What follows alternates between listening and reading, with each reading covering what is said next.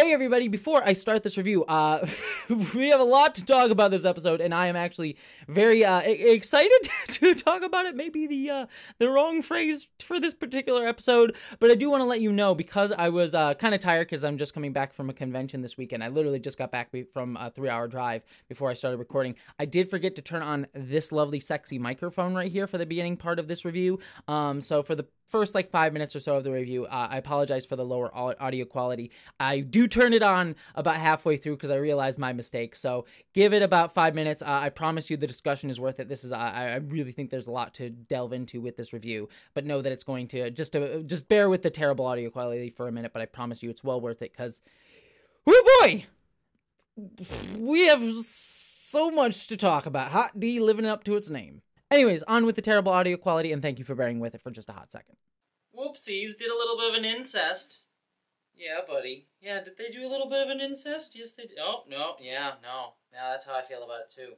Very true. Anyways, hello interwebs, and welcome to my review of the 4th episode of House of the Dragon, or as they call it, Hot D, which is certainly living up to its name this episode. I have to be honest with all of you, I was visiting Rose City Comic Con this weekend, so I literally just got back home about a few hours ago and drove 3 hours back from a con. I am very tired. I'm like, I'll sit down, watch House of the Dragon, enjoy my fun little dragon political show, and it'll be a good time, and I'll rant about it on camera. And now I have to be like, well, let's talk about this one. It's gonna be great.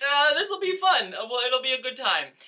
To be fair, though, jokes aside, legitimately, this was an excellent episode of House of the Dragon, and frankly, might possibly be my favorite of the series so far, because this one just dove into kind of all of the themes and ideas that it's been touching upon regarding gender and the politics of being a woman within a very patriarchal society, in a way that not only speaks really well to the Game of Thronesian world that we've been living in for so many years now, but also just a lot of the stuff that we're dealing with today. Like, so many of the discussions about women and how women are viewed, how women, especially cisgender women, are only viewed as baby-making factories, as property, as something to just a womb with legs, and all of those discussions around abortion and you know, pro-choice and all of those things, all really come into discussion here, as well as how sex plays into ideas of power, gender plays into ideas of power and politics, and all of those things. And then, of course, because it's Game of Thrones, you have to sprinkle a little bit of incest in there as well. So there you go. It is so interesting to just see where Alicent sits within this world at the top of the episode, where we just see all these men fighting over her like a piece of meat, quite literally stabbing each other, and you see a lot of this masculine bravado that's tied up in this. Well, you get this little kid who's just we can tie the realm together, and you get this guy just sort of insulting him, and just this constant male ego that's sort of put into this, and how the men sort of often feel a need to live up to this ideal of manhood in front of the woman, and how to get the woman and make alliances and things like that. And so the pressures of that form of masculinity here, and how Rhaenyra is just sort of I don't care, I'm done with this, and she sort of goes home and says fuck it to what the king wanted her to do. And then you get this really wonderful scene with her and Alicent, and I'll talk about Daemon in a second, where, I don't know if it's necessarily intended in the writing, but the actors have talked about them actually bringing this. It is so clear that there is some sort of romantic, or at least more than friends feeling between Alicent and Rhaenyra that comes out in those moments, and you really see them sort of the hurt between them. It's such a complex relationship, because Alicent, as Rhaenyra sort of accidentally alludes to, has become a baby-making factory. She's just seen as just a prop to be used at this point by the king. Even though he thinks he cares about her, he doesn't really care about her for her own sake, but only what he means to her. Or what she means to him, I should say. He only really sees her as that, and that's a lot how a lot of men view women, as this emotional support that just is there to take care of them, that the thing to be fucked at night, as we see her later on just sort of not having any pleasure in the fucking, which is directly compared to, again, setting aside the incest, of all the pleasure of men and women enjoying each other's bodies in the brothel, which is such a great juxtaposition. Again, mixing in the incest in there as well, which we'll talk about in a second, which, oh boy. But that element of it. And so when Rhaenyra later on is sort of charged with this, I love how the actors sort of bring this sense of there's not just this political calculation between them, and also the friendship hurt, but also a little bit of like them not being able to express their feelings to each other because of the world that they live in here as well. And I know whenever I mention that, like, oh, I'm reading lesbian vibes into these characters, people like balk at me.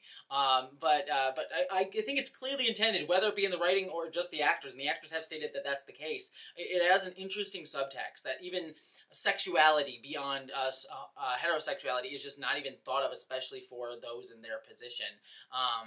And I think that is just an interesting layer that sort of adds more complexity to already a very complex situation.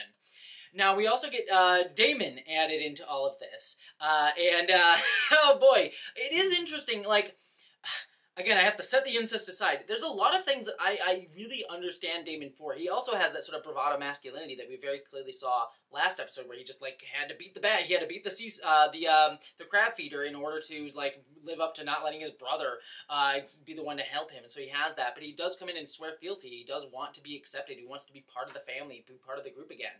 And him sort of taking Rhaenyra out into the city and getting to show her, like, these are what the people actually think of us. This is what the world is like, and him sort of allowing her a chance to sort of break out of the expectations that she has placed upon her, that he has placed on him. I think is him sort of allowing that for her in a way that she kind of needs. And also showing her, again, the brothel that's like, look, women can have pleasure too. Which is to contrast it so interestingly, like, as I said before, with Alicent having sex with the king and his sort of just using her as this fuck prop, essentially, and her humanity not really taken into account there by him.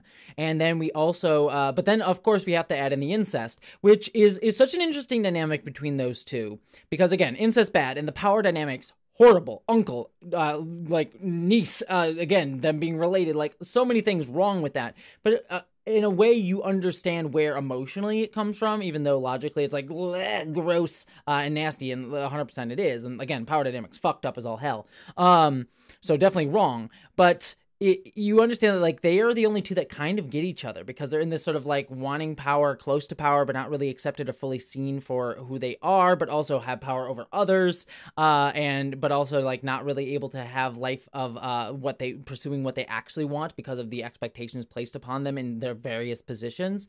And so like emotionally you get it, even though it's all sorts of fucked up. And so it's such an interesting moment, and then him sort of being pushing away for Missaria, the whore that he does actually have feelings for as well, and that you can get the sense in that one scene where they really do like care about each other, but because of their power positions, is just unable for anything to really happen. And it just goes into this whole episode of the power dynamics of sex and romance and love that are just placed in these political games that are placed upon people. You even see it later with Rhaenyra being horny as all hell afterwards and going first to Kristen Cole, and that being a fucked up power dynamic as well. Like, he can't say no, he's her knight, and yet she's also a child as well, especially compared to him. So again, the power dynamics of all of these situations are just all sorts of messed up and clearly just all sorts of fucked up.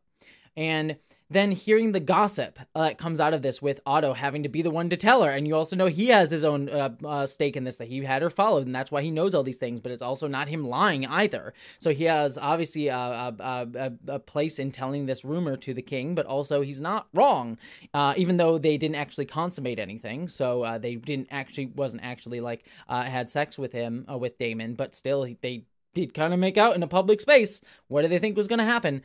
And so the fallout of all of that, of just everyone sort of like trying to worm things out, and Viserys sort of accusing Daemon of all of these things. Daemon's like, look, come on, just marry her to me. And it fits like what we've been doing our whole lives, and what the Targaryens do. And sort of him being like, I'm done with you.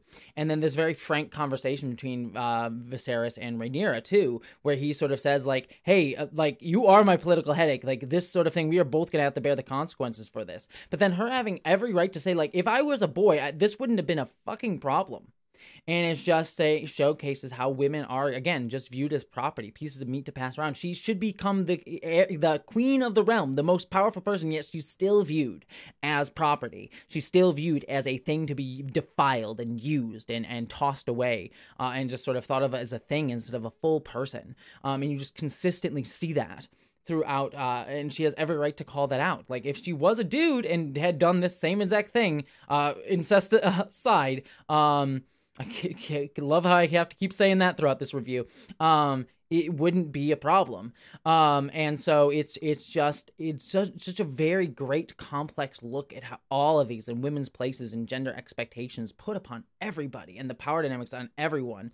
It's just really, really intricately done throughout all of this. And the final scene of the episode, I thought was, we also get the Otto Hightower being cast aside. And again, I think Viserys had every right to do that, being like, look, yes, you're being loyal, but also you're definitely serving your own self. And I love that he had this sort of like, he wasn't blinded by the fact that he wasn't blinded by the fact that the Otto was clearly using his daughter to get to him, like we saw in the very first episode. He's not wrong in that, and yet he does care for her. But again, as we said before, he only cares for her as much as like she is able to be his emotional support. He doesn't really care for her as a person. He cares for her as an emotional support animal, essentially. But that leads us again to what I was saying, the final scene of the episode, which is she has the morning after potion, essentially, and just going into all of our discussions around abortion and choice for women today, and having that be the note to end the episode on.